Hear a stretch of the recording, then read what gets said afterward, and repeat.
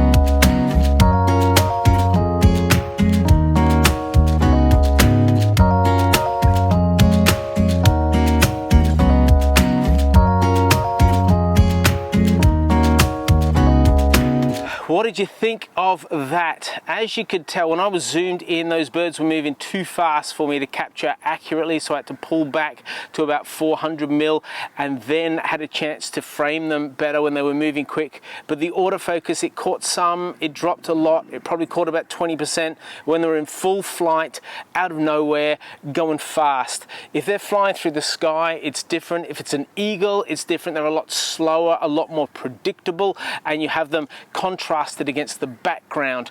So I always go with continuous focus, but as you could see there, it dropped focus and picked it up and dropped it, and I couldn't always control where the focus box went, which was a little bit of a challenge. But you know what you can achieve, and you just seen what I was able to get with the Z5. There was frequently I went, oh, if I had my Z8, I would have banged that shot. I would have got 90% of the shots instead of say 20% of the shots. When the birds are still, it's quite straightforward and quite easy. When they're moving around, especially in flight, it's a bit more of a challenge. But hopefully you've got a really good insight into how this will service your needs. It might even be sports and people. You might be like, oh, it's not birds I want, but people. Well, it's got an eye detect on here, which will capture the faces much more readily in people. This is obviously on animal auto tracking, so face eye detect for people, which will enable your job as a photographer in the sporting realm a lot easier, especially if you're amateur and just getting into it, or you've got kids sports that you want to shoot. I'll put a video at the end of this about how you shoot your kids having fun with the Z5. Be a few other videos there for you to enjoy. Hope this has been helpful, and if you have any other questions, please put them in the comments below, and I will see you after you subscribe, after you like, and after you give me a high five. You can even give me like a super thanks. If you love these videos and they're really helpful, give us a super thanks, or buy me a coffee, or you can even join the channel. We can hang out more. Thanks so much for watching. I appreciate you, and I'll see you in the next video. Bye. How do you turn it off? Press the red button.